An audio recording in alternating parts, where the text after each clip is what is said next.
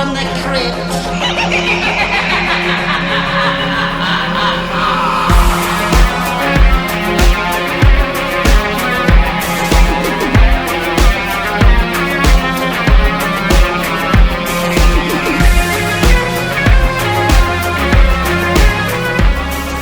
Hello, boys and ghouls. Welcome to episode 73 of Dads from the Crypt. My name is Jason. I'm joined by Mondo. Hello, Jason.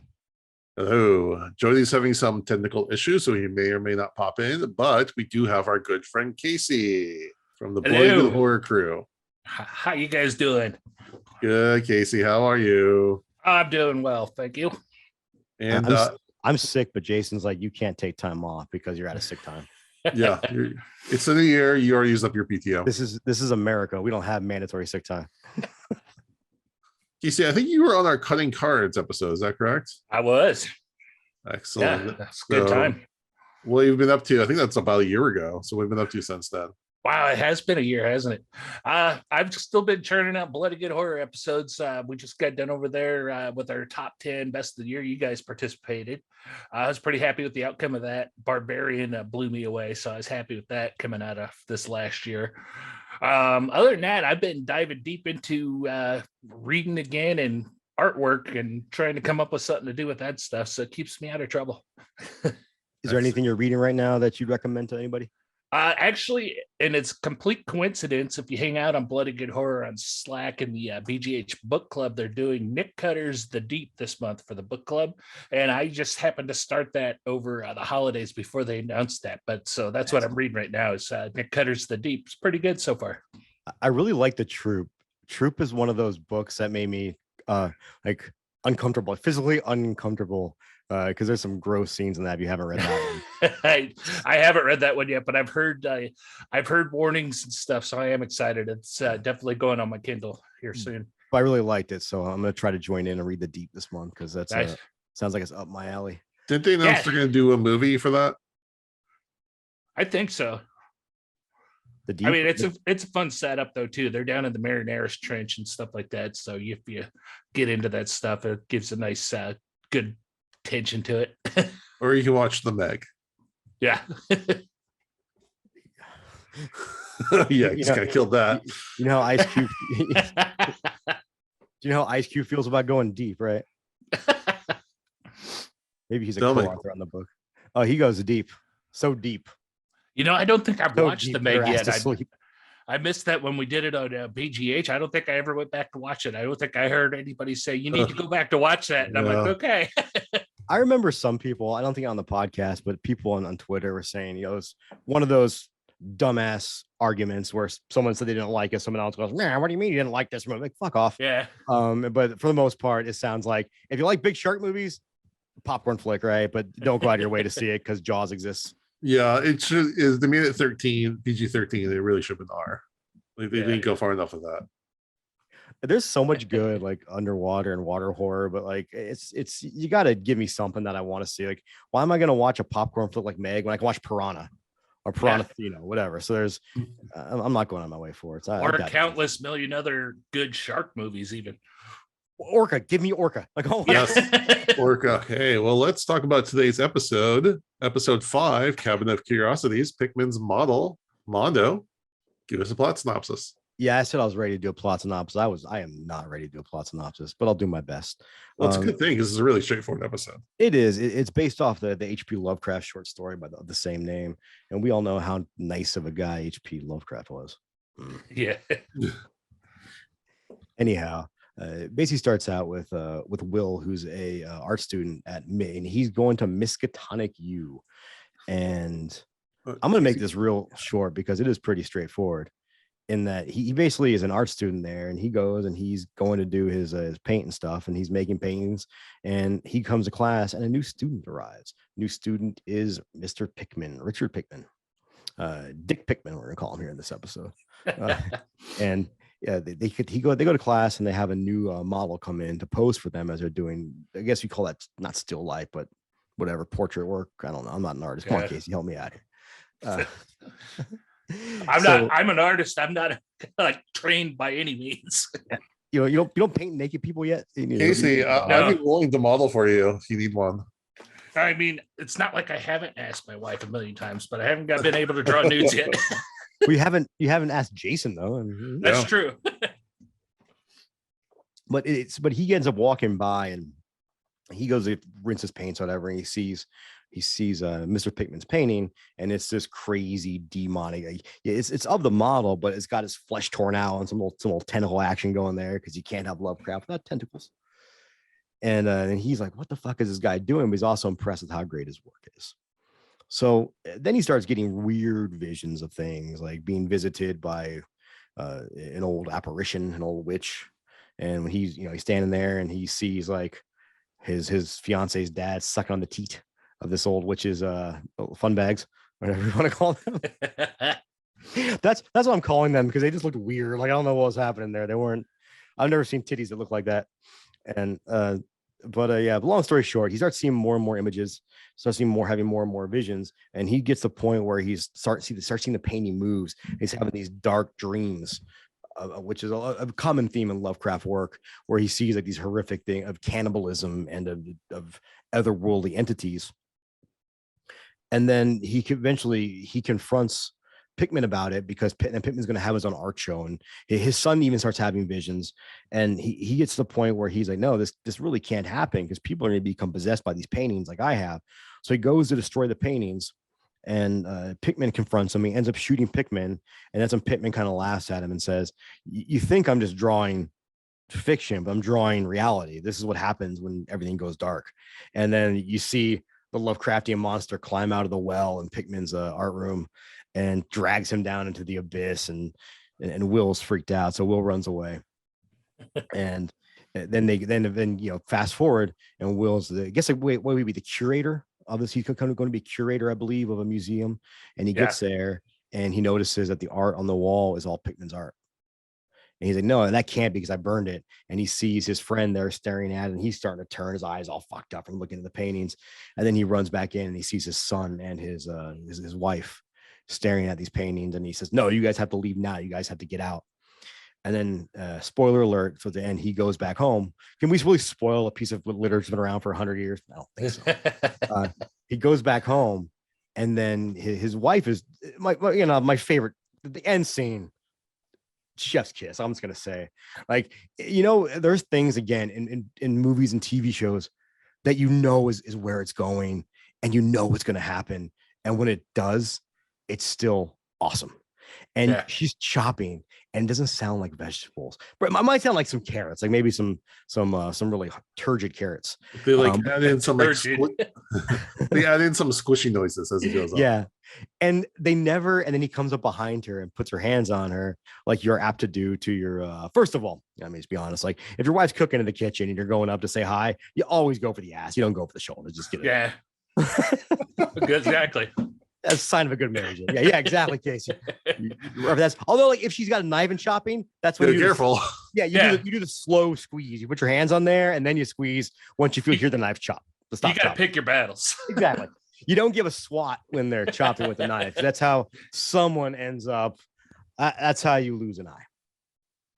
As speaking of, out, she turns around and she has no eyes, and she's smiling and she's talking to him, and then. What I love about it, though, is you see her left hands there, and it's just mangled, but they never show it really. They never zoom in on it. They just kind of show it saying they're mangled. And then she goes, well, she basically tells him to look in the oven, and it's like straight out of Seven. It's like, what's in the oven? We know what's in the oven. Even though we all know it's there. And he goes and opens up the oven, and it's his son's head. And then I was impressed with, because like you said, we all knew where this scene was going, but you're sitting there thinking like, oh, what are they going to show us? What are they going to show us? And I think they picked a good in between. Yeah, because they did like a behind like silhouette of the head, so you knew what it was, but you didn't have to see like it could have been a whole lot more gruesome. Definitely. And sometimes in a show, it's almost the less you show, the better. Because I think it's more impactful if you showed like an over the top gross head, because realistically that end scene wasn't really about the kid's head. It was about his grief and his madness at what he just saw. Yeah. That was really the focus of it. But then what's played back in his brain is the line from Pickman, basically saying, "God, I wish I wrote the line down now, but this was kind of sprung on me last second." Basically saying that that like this is what you see. It's not what you see when everything goes black is horrifying or something to that effect. And that's the end of the episode. That was a terrible recap. Oh, that wasn't too That's bad. all right. I think we'd all agree, but I tried. All right, Casey. You did fine. Casey, why don't you start us off? What do you think of this episode? And give us some Lovecraft background if you have it for this episode. All right, Any Lovecraft connections? Lovecraft connection. I'm a big Lovecraft fan. I've read a lot of it. I don't know that I've ever read the original short story of Pickman's model, but I was excited with this one. I've taken in a lot of Lovecraft media over the years, since a lot of it I know Lovecraft's not a great dude, and that's a whole nother discussion, but at the same time I just really like monsters and creepy stories, and that's what he was good at. So there's a lot of good stuff to break down there, and I get into the cosmic horror angle of stuff. I like the idea of something huge and looming and unknown that's coming after you and kind of present itself to you, because it's like it's scarier than a ghost. You know where a ghost came from a dead person that you saw last week or something like that. But when the creepy cosmic shit's coming, you don't know what you're getting into. Right? Ghost came from that old guy that I killed on the road that threw his body over the cliff. Plus, I got into I really enjoyed this episode too. I got really into the Cabinet of Curiosities overall. This was number 5, I think, in the series, and it started becoming apparent to me as we went that a lot of these stories were going to be Lovecraft stories, and which is exciting. And this one actually felt like it was trying pretty hard to stick to its roots instead of doing something new. A lot of these stories, you see them doing something new with that kind of mythos and playing with it on their own. And it's not even necessarily a Lovecraft story, but it's that whole Lovecraft mythos they're playing with. This was one of his stories. I think they did pretty well with it. It felt like they were pretty respectful to it and gave us a straight up Lovecraft tale. And the cast was pretty solid too. Not necessarily their accents, we could get into later. And I love Crispin Glover, as he's just a giant weirdo, and I find him fascinating. And his approach to acting and everything else, obviously we know him as McFly, but like Willard, I thought he did that remake of Willard probably 20 years ago now, if not longer, and that was really good too. He's just a creepy dude in general, and I think he brings a lot of that to a role in a Lovecraft story, and I really liked how it worked out. Yeah, I'll hop in for a minute. I like that this episode went full Lovecraft. It's the other ones are a little touched by Lovecraft. This one went deep on the Lovecraft scale. The ones were just caressed by Lovecraft. This one went deep. Yes. I was trying to think, have we had many straight adaptations of Lovecraft? There are. A really great one was, there used to be a group called the Lovecraft Preservation Society, and they might still exist, but they did a super low budget Call of Cthulhu. That was silent too, wasn't it? Yes. Have you seen it, Casey? Yeah. I really loved it. I thought it was, for having no budget, I thought they nailed it. Granted, it shows it's no budget, but they're super creative with a lot of things. But that was a really just by the numbers. Right. And I mean that in the best way possible, as it stayed very, very true to the original. And for the most part, Stuart Gordon, he stayed pretty true to the original source material, obviously making some changes here and there to bring it into a modern age. Right. Yeah. Like I said, I'm thinking I can't think of a big budget straight adaptation, keeping the same time frame. No, that gets hard. There was a movie in the somewhere early 90s called Dagon. That's Stuart Gordon. With Stuart Gordon. It was based off of the Innsmouth stuff, but that was again not straight up. Yeah, and even like Stuart Gordon, even Reanimator is based off Lovecraft. Yeah. Right. They did. I know the next episode is Dreams in the Witch House, and they did I think it was Mick Garris might have done the episode. Stuart Gordon again. He did the episode in Masters of Horror based off Dreams in the Witch House. I thought was actually really well done, because they did a good job how if you read Lovecraft, they talk a lot about mathematics and angles, and it was kind of cool how they shot it to make these angles in this bedroom look impossible. So, but I know what you mean. When it comes to something like this media forward and like that's easily accessible to people, or that more than just us horror geeks know about, it's very, very rare. Yeah, so I think that's why this might be my second favorite episode we've done so far, behind Autopsy. I think it's just the other ones were like dabbling in the Lovecraftian themes. This one just kind of, like I said, went full Lovecraft.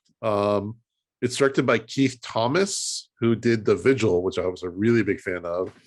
And then he did the new Firestarter movie, which I haven't seen, but I know a lot of people were not happy about. And again, Ben Barnes is the lead as William. He did Chronicles of Narnia and Westworld. The main female, his wife, is Oriana Leman, plays Rebecca. She was in Lock and Key, but she hasn't done a ton. I thought she did a really good job. Crispin Glover, he's just such a character. I love him in the Friday 13th final chapter. He's just because I think he's still like too shy to go like full Crispin, like where he goes to later on in his performances. So he's like still kind of like playing along, but he then lets himself out a little bit there, and this is such an endearing character in that movie. I love it. And also he plays that really weird character in the Charlie's Angels movie, Full Throttle. I forgot about that. It's really weird. Yeah. And then I haven't watched American Gods, but I know he was in a bunch of episodes of that. I watched the first season. It was pretty good. I mean, it's just hard. Man. Like just nowadays, it's hard to keep invested. There's so many streaming channels out there. I think that was on Stars, but he was very good in that. Yeah, I was in the same boat with that one. I liked him in that, but I watched first season and there wasn't anything like demanded my attention back for season 2 yet. Yeah, it seemed like a lot of good ideas that were just loosely there, and I'm sure it could have been me. Like I'm old and my attention span is shit. So, so Keith, I had a question. The school that they go to, is that a reference? Yes, the Miskatonic. What is Miskatonic? That? That's.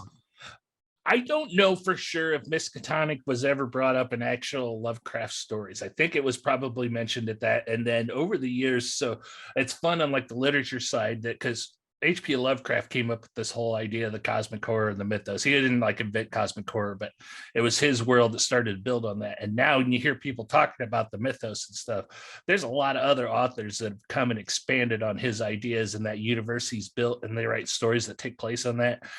And I think Miskatonic was originally mentioned in a couple of Lovecraft stories. It really expanded in that extended world. But you hear it a lot. I mean, Miskatonic University was where Reanimator took place.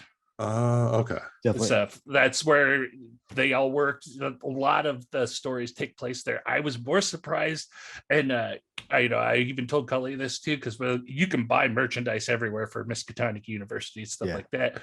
It's a whole thing, but I never knew Miskatonic University. We knew we had them where they're dealing with like biological studies, where you got Reanimator and crazy stuff where they're playing with other dimensions and stuff. But they had an art department.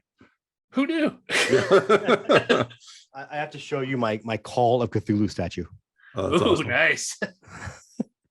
Yeah, cool. And I like the scares in this quite a bit. That witch was hella creepy. That scene with the table with her husband. That was really cool. And they do it in such a good way because it's never really that crazy jump scare. It's meant to. It's like, again, you kind of know where it's going. You're like, shit. And the shots they did with the paintings moving, I thought was brilliant. Yeah. Well, all the artwork in this was really cool too. However, they had to do it for them, whatnot, to get it set up. Is really well done. At the end and during the credits, they credit somebody with doing most of the art for this. And I'm having trouble finding it online, but I need to go back and look at it because the artwork was fucking awesome. Yeah, like I want some of this shit in my house. Yeah, and that's like one of my favorite things, like with getting into Lovecraft, is finding out about all of his crazy monsters because they're all bizarre. There's hundreds of them. Different elder gods and stuff like that. We got to see a lot of them play with a lot of that stuff in a lot of these drawings here, which is cool. I wish we would have gotten more actual monsters, but the ones we got, I was really happy with.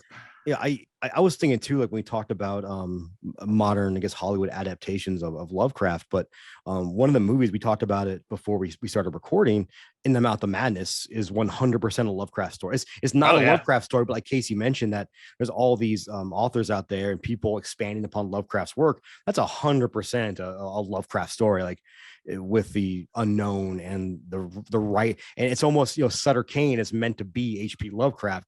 Yeah. And if you guys grew up when, we're all around the same age, you always had those I don't know if goth kids are the right words in high school that would go to the bookstore and buy a copy of the Necronomicon, thinking they were gonna invoke demons and stuff like that. But that was 100% someone just wrote that to cash in on the Lovecraft myth, and really well done with what they wrote to cash in on the Lovecraft mythos. Dude, so that Necronomicon book was like a formative part of me growing up and coming to, because I started hearing about it like in high school and people talking about it, and I started buying in just like I did with Blair Witch about, oh, this is real, this is gonna be. I was scared of it, but then after a while I started thinking like, well, if it was this evil, why would they sell it at Barnes and and then I started looking into it. I'm like, oh, this is a story. Yeah, I definitely had a copy. Of it, and they also made a movie called Necronomicon. Yeah, it's actually kind of hard. I still have a VHS copy of it because I don't think they released it on DVD, but I think it was only in as bootleg. I don't know if they ever actually made an official DVD release of it, but it was based around 4 different stories and all very, very good. And what's funny, I still remember the first time I watched that was in 1996. After the first Metallica concert I went to, because we went to go hang out at my cousin's house afterwards, and he showed us the Necronomicon movie, and I'm like, I'm fucking hooked on this. Nice. Yeah. Was that the Book of the Dead that you're talking about? It might have been called that. I don't remember if it was just called Necronomicon or if it was actually called Necronomicon. Book from like 93, because that actually has Jeffrey Combs in it. Yes, who was he plays H.P. Lovecraft in that. And the story is him basically going to an old library, I think Miskatonic, and going in there and finding the Necronomicon and reading it, and the stories are happening as he's reading it. Yeah. It's a cool horror anthology, and I'm sure we should cover it someday. I'd be totally down. So I absolutely that'd be fun. I absolutely love it. So. Add it to the imaginary list. Can I bring up one other really cool thing they did in here that I don't think I've seen done? Well, Mondo, why don't you tell us what you think about this episode? Well, I've been kind of talking about it with you guys, but I'm right with you guys. This is probably right. Man, this might trump the Autopsy for me. I don't know. I'm going to bounce it back, but they're 1 and 2 for me, definitely so far in this season. But I really do love a good Lovecraft adaptation. Like, I think Casey hit every mark on the head, where it's a lot of times when they do Lovecraft adaptations, it doesn't really feel like Lovecraft. It feels like they took a Lovecraft story and just adapted it to show on the big screen or whatever. And this shovel as much gore as possible. Yeah, exactly. And again, a good one is a good recent one would be Color Out of Space. Yeah. Granted, the director of that ended up being a real big dick bag, but it's still a great movie. And if you buy the movie, all the proceeds go to charity now. They don't go to him. Just for record. Oh, nice. Yeah, I think it was Elijah Wood's production company did it. Okay. When he found out about the producer, the director, I forgot the guy, Richard Stanley, when he found out about all his discretions, he went ahead and said, cool, like, we're basically cutting him out of any future proceeds. But he didn't want the film just to die because all these people work so hard on it. So I think all the profits are going to charities for battered women and to help women who are in situations like his wife was or his girlfriend was. Another movie with the greatness of Nick Cage. Yes. Yeah. He's Nick Cage off the wall. One thing that's, again, I love the visuals in this, and granted, a little bit too much CGI for my liking, but what are you going to do? You have to do that for some things. But the way they drew these older characters, just being these, and the whole scene with the feast. Yeah, and then the bugs crawling over it, and then the octopus, because you gotta have something from the deep there. I loved it, but the only thing I have is, like, just because you're these demons and you're gonna eat human flesh and whatnot, do you have to have bugs on your food? Can you at least have some semblance of health code when you're making your food? At least cook it. Yeah, cook it, like shoo the flies away. Serve it fresh. But there's a scene in this when he uncovers Pickman's because Pickman had just gotten out of the review with the professor and he's very upset about it. And Will's kind of trying to befriend him at this point, I think, because he respects his art so much. And he first time he looks at Pickman's artwork when he unravels it, or the first time he sees a completed piece, and he picks up the scalpel and he's like shaking it towards his head, and it's got this dramatic music playing, and then it cuts out because someone else walks in the room, and the person's looking at him. I forgot. I remember if it was his wife, and he's sitting there still doing this. Yeah. I thought that was so brilliant and so terrifying, because we often see those scenes with the effects of a soundtrack building it up for us. To see no sound, what this would look like in real life, made it way more terrifying. To seeing a person standing there with no music, deciding he's going to kill himself with this fucking scalpel. I thought that was just brilliantly done. And again, man, like, I know the director did Firestarter, which everyone goes, oof. But great soundtrack to that movie, done by the Carpenters. If you guys have, not the band, oh, nice. John Paul Mary, the Carpenters, Cody and John. We've only just begun. So it was, I'm. That's a different movie. Big fan of this episode, and I really hope they. And I'm really excited. I'm really excited next week for them to do Dreams in the Witch House, because that's a really good story too. And can we just like, dude, I'd be fine if Guillermo del Toro did crowdfunding for In the Mouth of Madness at this point.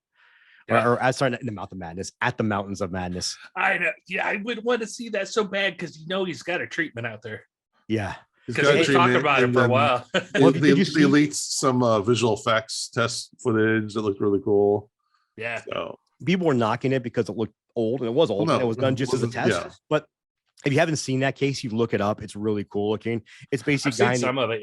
Yeah. It's really cool looking. So I would, man, like, I'm in for anything. Like, anything Del Toro wants to do at this point, I'm pretty much in for. Yeah. And it's a shame that with all the shit that gets greenlit, that they won't let him do At the Mountains of Madness. But in my heart of hearts, I do hope that the recent resurgence of the kaiju film and the tons of money those made, and also with the what we've seen in this past October with Megan and with Terrifier 2 and with Smile and all these horror, not franchise. Well, I guess Terrifier 2 is a franchise, but it's not like it's a remake of a movie that did a ton of money, right? It's still a newer film, but we're getting these new IPs that are suddenly making a lot of money for studios.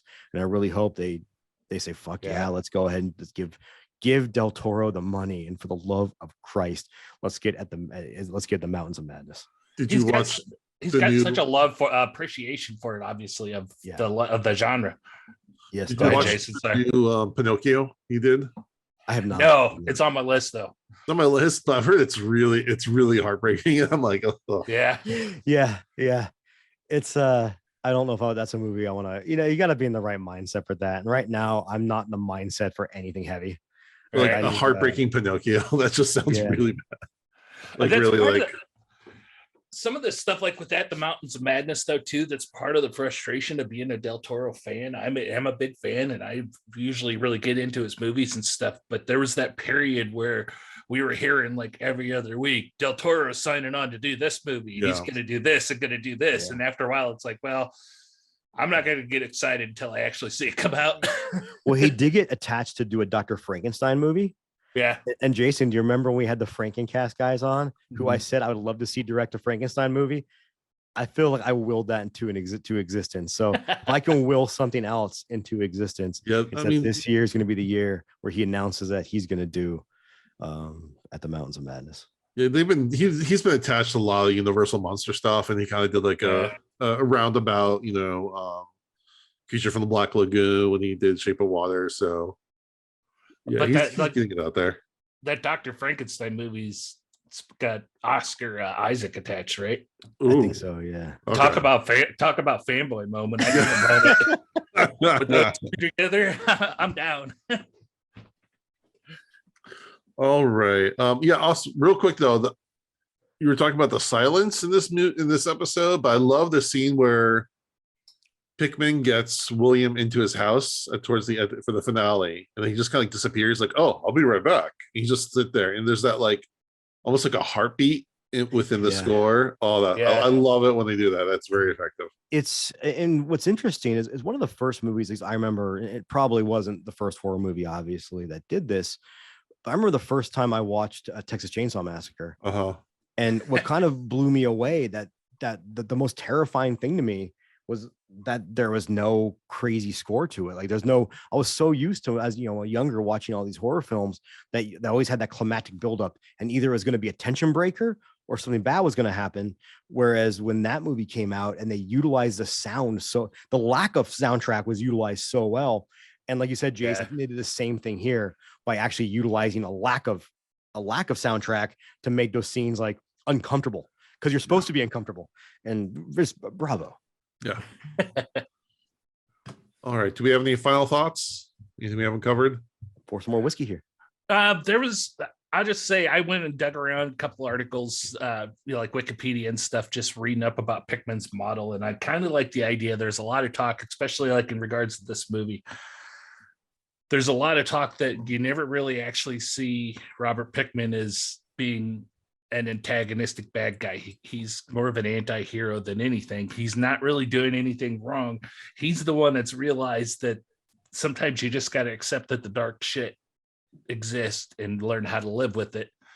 And there was a lot of talk about how in the story and whatnot, you get that where he gives away a lot of that internal turmoil to deal with the external, whereas you see the real kind of bad guy of this story, which was, I can't remember, is William something, wasn't it? I can't think of his last name. William, I want to call him Will Turner, I think. Yeah. Where really he's kind of the bad guy because he's so hung up on all the internal stuff that it's making him blind to everything that's happening around him. So you get into that deep angle of it, which, I mean, I'm going to be honest with you, I don't pick up on that stuff the first time through usually a bit. No, you start to see, once you go out and read that and whatnot, it makes sense. It kind of fits.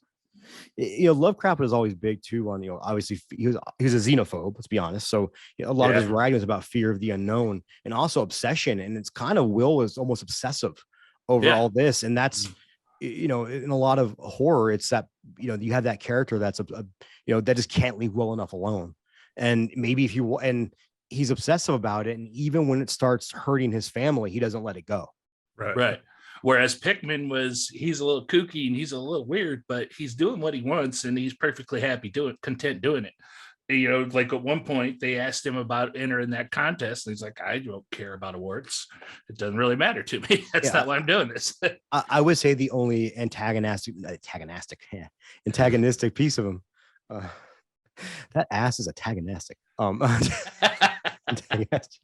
But his agreement to put the artwork though up on display can kind of show that he does have some nefarious means, but he's basically just a vessel. He's just drawing what he sees, and does he really know the consequences of what he's drawing? Who knows? But I think at that point, where's your mind at when you've been exposed to these horrors? Well, also, like I forgot about was that William, the father, keeps sending his child away. Like he gets exposed to these horrific things, and he's like, "Go to the other room, son." I'm like, "No, stay with your kid. Make sure he's okay, or keep him in your sights." He never does go to check on him. He never does, but understand though, it's also what 1910, whatever. And back then, it was like the man make money, women take care of kids. Like that was basically it. And he was like, "Are you okay, son? Okay, go with your mother away." Yes, that is by no means good parenting. But in 1909, like you're considered a psychopath if you talk to your children. So, like that psychopath trying to be a dad. What the fuck is wrong with that guy? He's gonna mess that kid up. If he keeps talking exactly. He's gonna ruin that kid. If he keeps hugging his kid and loving him, like he's gonna really mess that kid up for life. Don't tell your kid you love them, you terrible human being. You. But hey, Pickman though, hey, I really like meeting your boy. He's a really nice boy. Okay. Have we talked about the accent? Because I've never spent much time in New England, but that was that was a hell of an accent. Oh, it was, and it wasn't just Crispin Glover either. Everybody's accent was a little all over the place. Yeah. Like I said, it was like an AI generated accents. Like I couldn't pick one, so every other word was a different part. What's funny though, that never really bothers me. Like I just don't care anymore. Like an accent can't take me out of stuff anymore. I just kind of like, it sounds like what you guys did too. I just kind of giggled at it. Yeah. It definitely makes me giggle. It doesn't ruin it. It's just kind of giggly. It's one of those moments where you hear something come out of Crispin Glover's mouth. You're like, "Ooh, this that one." and I think it's when Crispin Glover is doing it. I give them a little bit of a pass. It's really bad though when it's like a drama movie or something supposed to be taken like deadly serious, and you have someone just doing a horrible accent, and I'm just thinking like, why didn't the director rein this shit in? Right. When it's Crispin Glover, it's like, yeah, fucking whatever. You're kind of crazy anyways, and we don't want you to go off on set, so just do whatever you want. Colleen's family is all from Ireland. Like her mom was born and raised in Limerick, Ireland, and that I want to say it was Remains of the Day. I don't know that was it with Nicole Kidman and Tom Cruise, and they did that movie about Ireland way back when they were young and married. Yeah. Did she know any good poems? Well, Colleen still can't watch that movie because of Nicole Kidman and Tom Cruise's Irish accents. Yeah, I imagine that'd be pretty. If you've grown up around people who have that accent, and then hearing a terrible one's a whole different ballgame. Yeah. But the accents in this, like, I know you and I were talking earlier, but both been to Boston. Never heard any of those accents. Yeah, same. I heard of one person who talks somewhat like that, but never is as extreme as we imagine Boston accents to be. Yeah. Casey, Eric, does Eric like bring out the accent when he's not recording? Nah. If he gets anything, he gets New York because he grew up over there in upstate New York. So it comes more from that side than anything. There you go. I know. Yeah, he was in Boston for a while. Yeah, he was there for a few years. All right. Jason, do you know anybody that has that crazy California accent? What do you mean? I don't know, man. Yeah, like the episode, The Californians. The Californians. Yeah. No. I hear that sometimes when I'm at the airport, and it's just, No. yeah, give me that Cockney Boston accent any day of the week. Yeah. Over that. There you go. All right, let's move to our episode rating. We do 0 to 5, 5 being the best, 0 being the worst. You can do half points. Casey, what do you give this episode? I'm going to give this one a 4.5 because of the accents. But no, otherwise, I think it was a really solid H.P. Lovecraft adaptation. I was pretty into it. Nice. All right, Mondo. Same boat, 4.5. Just because, and I said this before to anybody who actually listens to our podcast more than one episode, which is actually a lot of people. So thank you, all you 130, 40, 50 people, or I don't know. But that's Jason's department. But if I watch the episode, I don't immediately think 5 in my brain, then it can't be a 5. So I didn't immediately think 5 in my brain. So I'm going to go 4.5, which still means, guess what? It's freaking awesome. Yeah. Yep. Speaking of numbers, I posted. Sometimes I see a stupid picture like on Facebook or Twitter, then I'll post on Instagram. And I did that one for a bass bassist playing a bass bass. And somehow it's gone over 1,000 likes.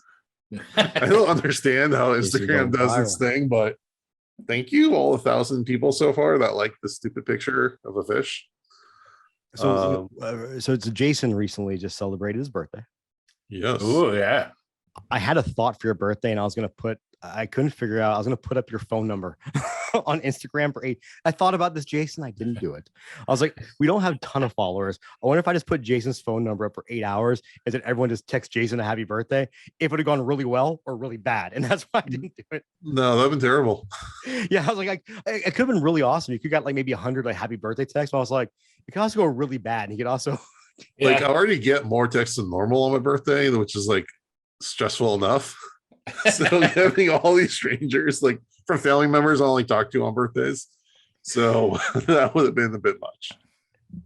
Yeah, thankfully I get all those on Facebook. So well, yeah, nice and Facebook, and contained. yeah. I have a simple rule that I don't generally wish people. I don't generally wish, if I have someone's phone number, I won't wish them a happy birthday on Facebook, and I won't wish them unless it's someone I interact with, because I just think it's more. I rather just send them a text message. I'm like, no, I'm actually thinking about you. I just didn't log into Facebook. I'm like, oh, yeah, fucking shit. Let me hit. Yeah, I recently blocked my mom's phone number on my phone, which I'm pretty proud about. It's a big step for me. But now I'm just worried, like, what if she fucking changes her number? Damn it! Like I can never answer the phone again now. All right, we'll have to unpack that on another episode, maybe a Patreon episode. But I gave this episode also a 4.5 for all the reasons everyone else said. The joys of going last. All right, Mondo, do you have a song of the day for us? I do. So there's been the metal genre, mainly influenced by a lot of things, but a lot of J.R.R. Tolkien, and then a lot of H.P. Lovecraft. There's a lot of bands that are influenced by H.P. Lovecraft, and Metallica had a few songs based around H.P. Lovecraft, even though they weren't really I mean, H.P. Lovecraft songs. Well, call the it thing, Cthulhu. no, that there's no lyrics to that.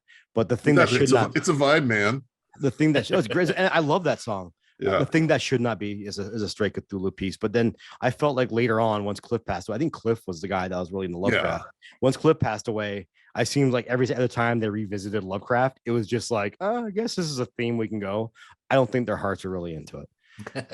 But I have a specific band picked out for next week. But this week, I'm going to go with a kind of a death black metal band called the Great Old Ones. Ooh. And very Lovecraftian themed. Because it's also, well, I was getting at, there's a lot of really bad Lovecraftian themed music out there too. And I was hoping to find I was really hoping, because we used to have, back when I was younger, we had a rap group in Las Vegas called Doomsday. And they're like satanic rap. And this is back in 99, 2000, 2001. I thought it was really cool.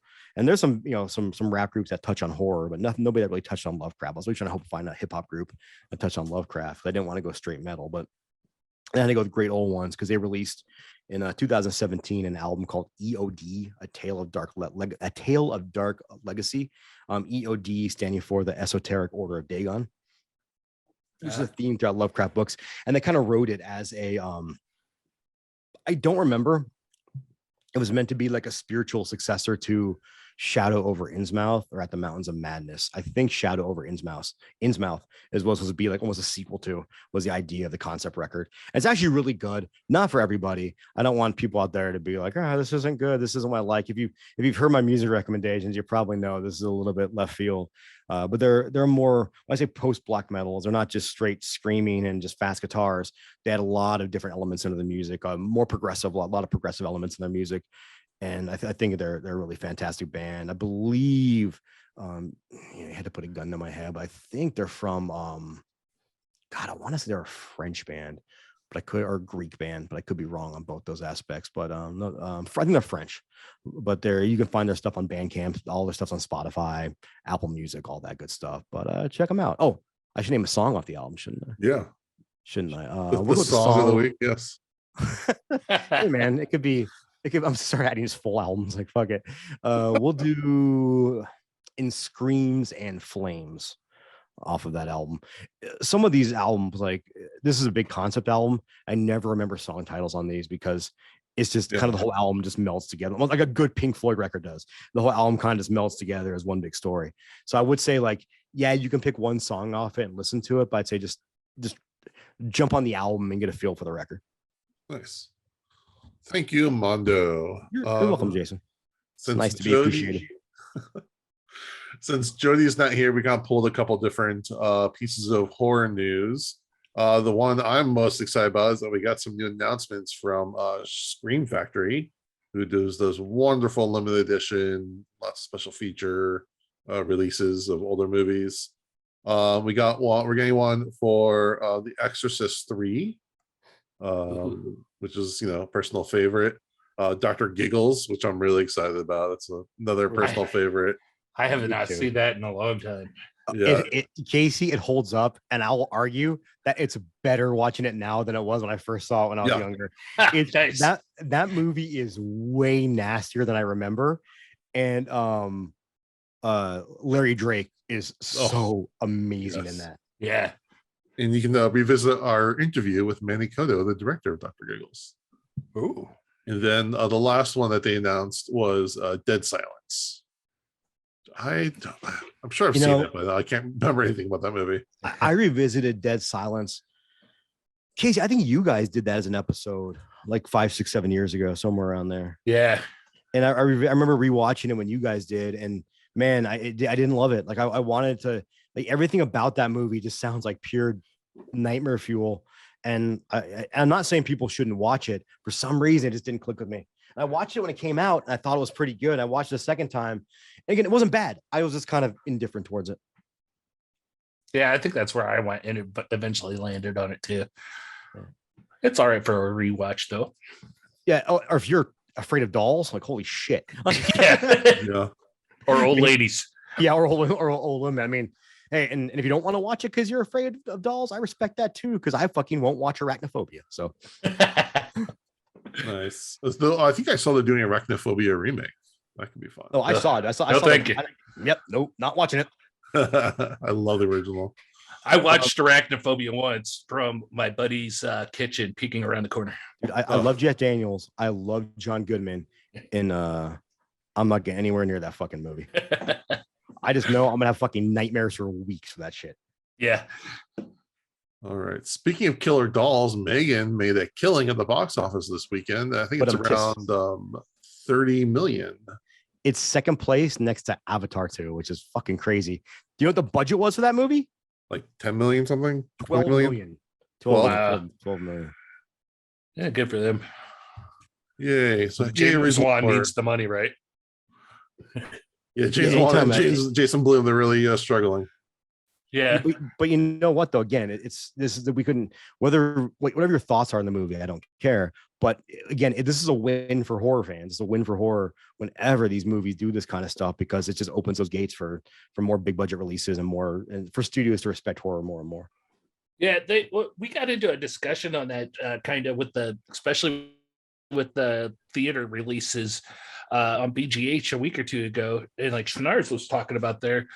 Then too, I mean, horror movies are the ones that are actually making, for the most part, are the only movies making box office money. Yeah, right, in theaters as of late. So, and it's kind of funny because with Evil Dead Rises just dropped a trailer.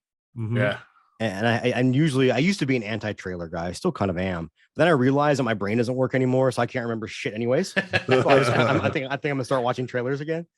Because I haven't watched this one yet. But Evil Dead Rises was supposed to be 100% streaming in VOD, and then now it's getting a theatrical release. And I think a lot of that's due to the success of these recent horror films, and it's a good thing. It's a good thing for the industry. It's a good thing for the genre, and like I'm excited to go see Evil Dead Rises in the theater. Yeah, that looks like a lot. Yeah, I pick and choose if I'm gonna watch a trailer or not. If it's something that is going to have something like a good plot twist or something like that, I'm not going to watch it because for fear of something. But like Evil Dead Rise, I expected blood and gore. That's what I wanted to see in the trailer, and that's what I got. That's awesome. I haven't watched it yet. I probably will. I am excited to Knock at the Cabin is coming out pretty soon. Yeah, and like that one, I watched that trailer because I've read the book. I'm like, they can't spoil it for me at this point. Yeah, I'm hearing really good. I saw a couple articles this last week about how good Dave Bautista is in that.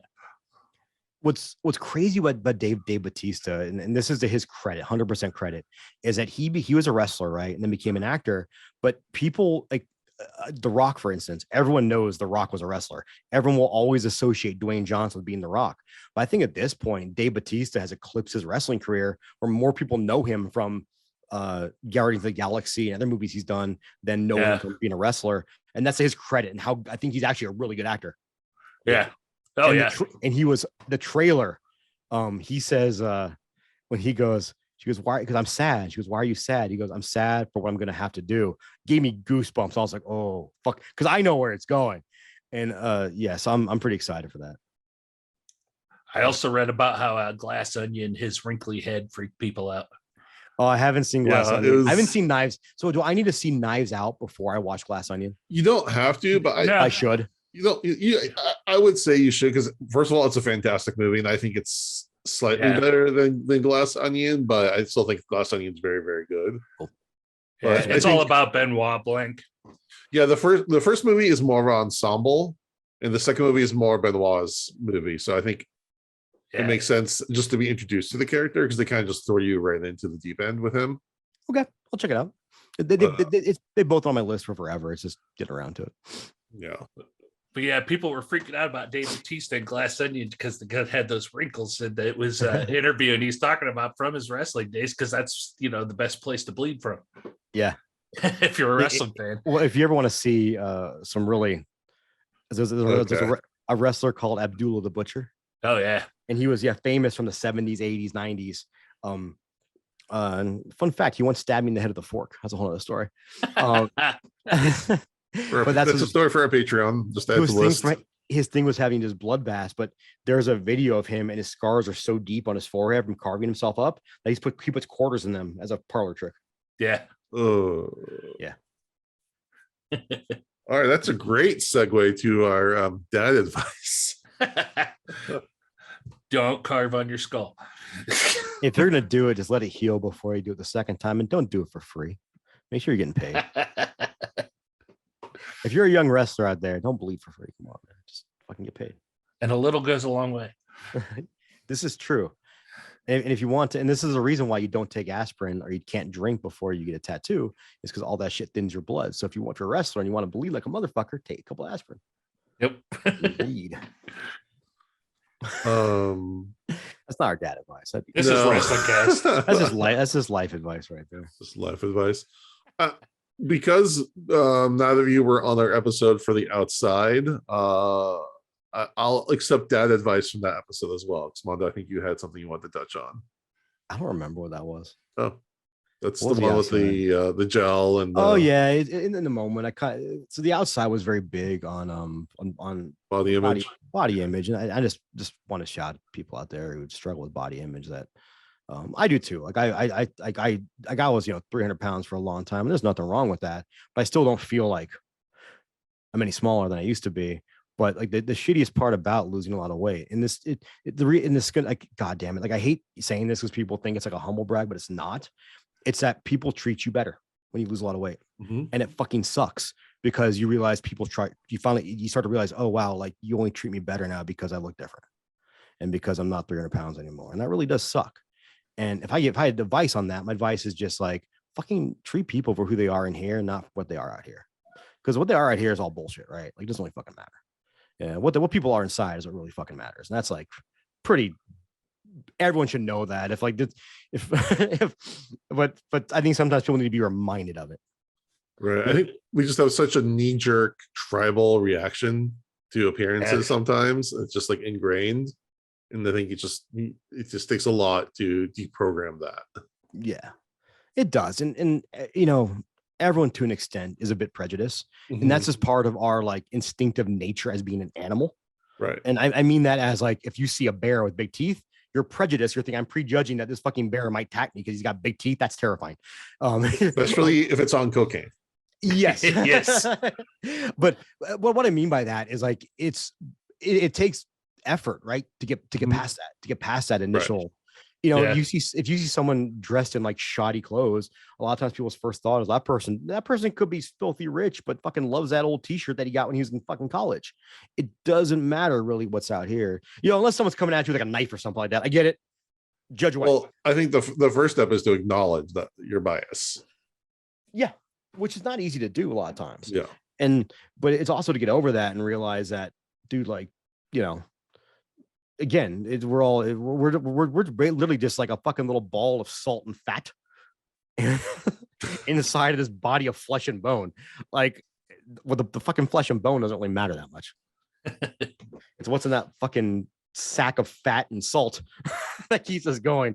That's what's really important at the end of the day, and who we are as human beings and how we treat other people. Like, I was doing a lot of traveling over the past week to Virginia and back, and just seeing how people treat their fellow man, like just in general, is kind of disgusting sometimes, especially in airports.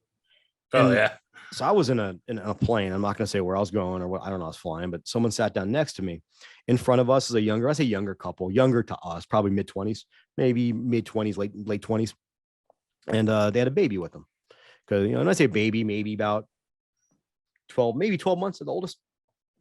But baby wasn't happy because baby's ears are popping. Baby's on this fucking little metal box flying through the sky, which still doesn't make sense to me. Yeah. I'm an adult, like I'm flying through the sky in a little metal box, and the person sits down next to me, and the first comment is like, we're still getting all settled. It's like, oh fuck, we were just next to a baby.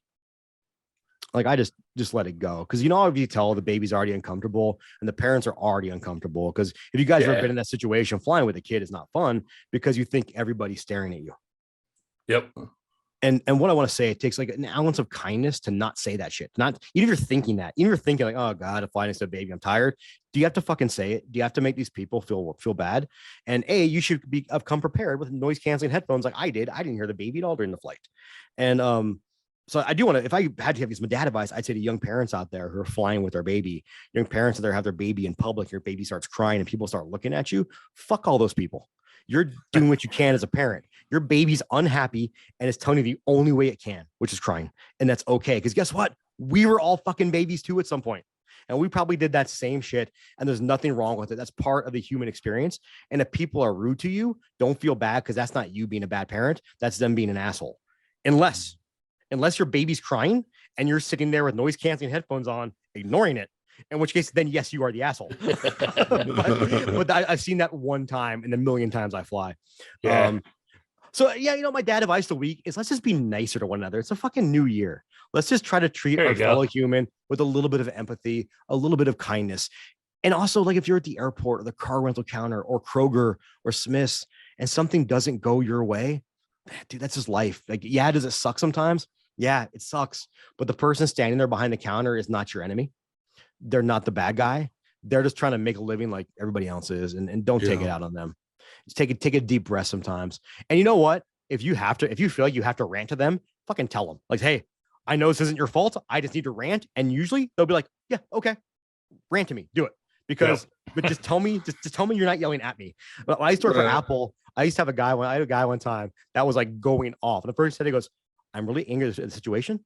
I know it's not you guys. You guys have been nothing but amazing, but I need to rant to someone. Can I rant to you? And we're like, fucking ran away. Let's do this. Yeah. Well, no, grievances too.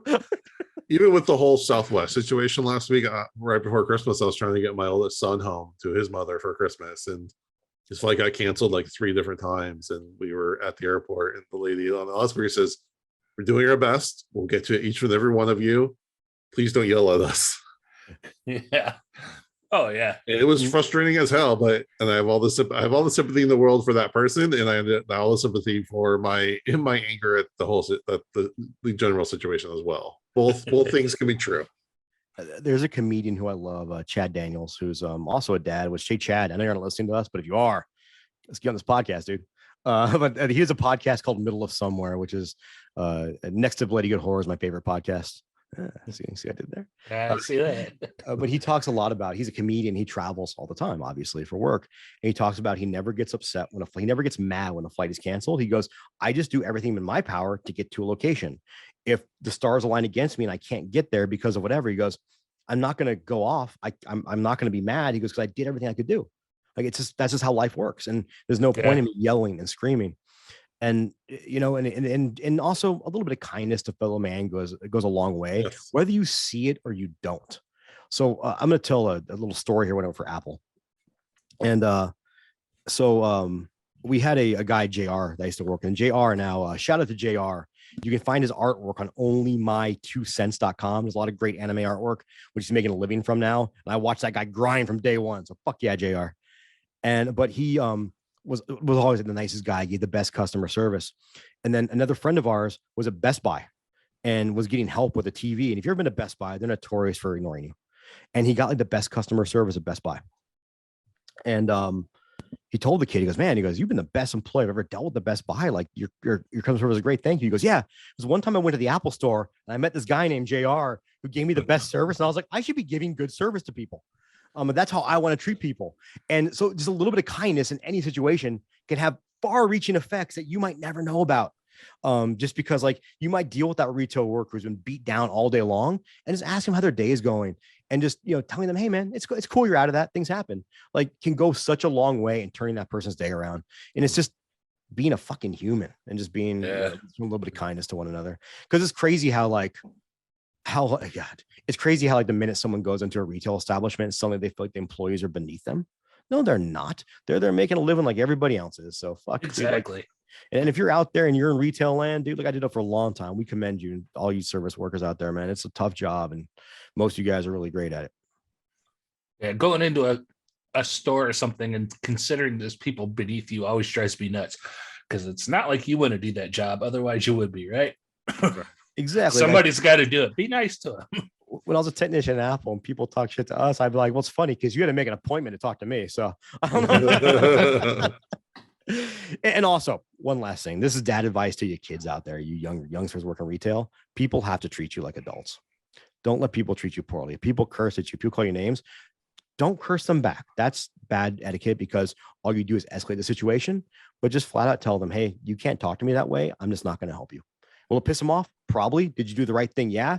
And if HR wants to give you shit for that, then that company sucks. Yep. Don't need to be there anyways. Man, ran today, but that's a feel good rant. All right. Well, that wraps up another episode. Casey, thank you for joining us. Where can people find you? Hey, thanks for having me. I am on Bloody Good Horror Podcast just about every week. You can find me on Instagram too at cinema.fromage. That's where I post a lot of my artwork. So come out there and hang out. Otherwise, I'm not on too many social medias as of late other than Instagram, but there you have it. Okay. No, yeah, I really enjoy seeing your artwork there. So keep it up. Well, thank you. And I've said it before, but if you guys scroll through Casey's Instagram, look at where he started to where he's come. It's like it's awesome watching it really is. Like I love watching your progression, how like intricate your artwork has become, man. And I love that Casey will always post like one more sketchbook filled up. Cool. I'm up to about 10 now, so I'm pretty excited. I get into it. It's a good motivator.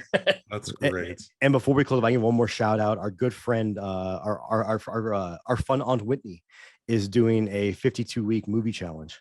Yes. You can find her on Twitter on Oh My Horror, OH My Horror, and she has a website also ohmyhorror.com where you can kind of track and keep up with what we're doing. Last week was body horror, I believe, which I did Freddy's Dead for body. I'm going to argue Freddy's Dead is body horror. Nice. I mean, pretty much any nightmare could be body horror, really. Yeah. I did the Soska Sisters Rabid remake. How'd you like it? It wasn't bad. I thought it was good. Yeah, it didn't. I was expecting a lot worse, and it was not bad at all. It definitely kept added some new elements in, but a very close remake to the original. Yeah, thought it was really well done. And I forgot what this week is, so I do apologize. It's 80s horror. I happened to look at that earlier. So 80s horror. So yeah, a lot of stuff. So check it out. Really cool stuff over there. All right. Well, next week we will be reviewing Cabinet of Curiosities, episode 6, Dreams in the Witch House. We appreciate everyone for listening. We really appreciate it if you would give us a rating and review on iTunes, a rating on Spotify. Check out our Patreon for bonus content. Also check out YouTube for videos of these podcasts. With that, we thank you for listening to Dads from the Crypt. Adios. Bye-bye.